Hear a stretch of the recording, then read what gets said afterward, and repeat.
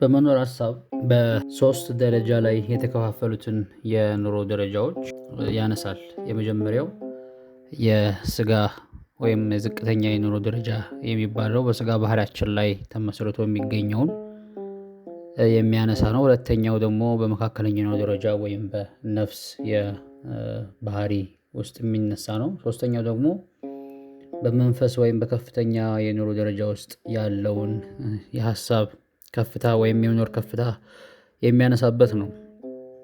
ከዛ ውስጥ እንግዲህ በደረጃ እንያቸው ከተባለ ከዝቅተኛ የኑሮ ደረጃ ብንጀምር የዝቅተኛ የኑሮ ደረጃ የሚባለው በስጋችን በኩል ልንኖረው የምንችለው የኑሮ አይነት ነው። መሰረታዊ ሀሳቡ ያው ምድራዊ ህይወታችን ላይ ወይም በምድር ላይ በምናሳልፈው ጊዜ ላይ የምናነሳቸውን ዋና ዋና የሚባሉ ነገሮችን ነው እንግዲህ በውስጡ የሚይዘው። ከዛ ውስጥ በውስጡ አራት ዋና ዋና የህይወት ማስቀጠያዎችን የያዘበት ክፍል ይገኛል።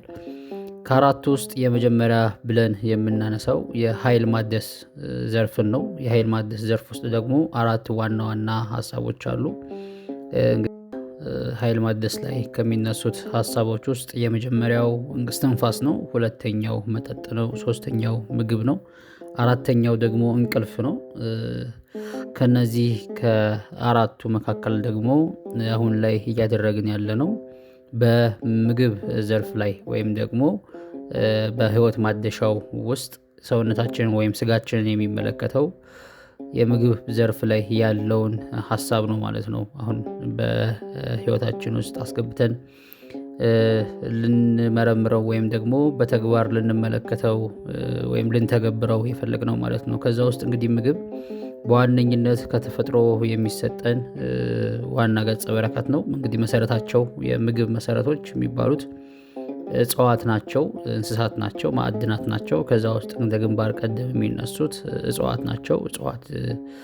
የእጽዋት ተዘዋዋሪዎች ናቸው። እንግዲህ የማዕድናትና የዚህ በእንስሳት በኩል የምናገኛቸው የምግብ አይነቶች ማለት ነው። እና ምግቦቻችንን ለማብቀል የምንጠቀምባቸውም ዋና ዋና የሚባሉት እንግዲህ እነዚህ ሂደቶች እንግዲህ ምግቦቻችንን ከማዘጋጀት፣ ምግቦቻችንን ከማብቀል፣ ምግቦቻችንን ደግሞ ወደ ምግብነት ከመቀየራቸው በፊት እነዛም ምግቦች ወይም እጽዋቶች የምናገኝበትን መንገድ መፈለግ ነው። እንግዲህ አንደኛው ህይወት ማስቀጠያችን ላይ የምናካሂደው የዕለት ተዕለት ኑሯችን ላይ ከሚሳተፉት ተግባራቶቻችን መካከል እነዚህ ከእጽዋት ጋር ወይም እጽዋትን ከማብቀል ጋር ምግቦቻችንን ከማብቀል ጋር በተያያዘ የሚነሳው ሀሳብ ነው ማለት ነው። እና ለዚህ ደግሞ እንግዲህ የህይወታችንን 75%ን የሚይዘው አፈር ነው።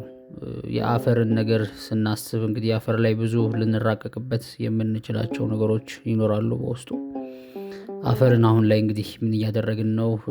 አዲስ ተክል ወይም ደግሞ በቀላሉ ቤታችን ጓሮ ውስጥ ወይም መስኮታችን ላይ ባሉ ትንንሽዬ ቦታዎች ላይ በምናደርጋቸው በምናገኛቸው ነገሮች ላይ ልንተክላቸው የምንችላቸውን ተክሎች ለማብቀል አፈርን እያለሰለስን ወይም ጥሩ ማዕድናት በውስጡ የያዘን አፈር ለማበልጸግ እየሞከርን ነው ማለት ነው።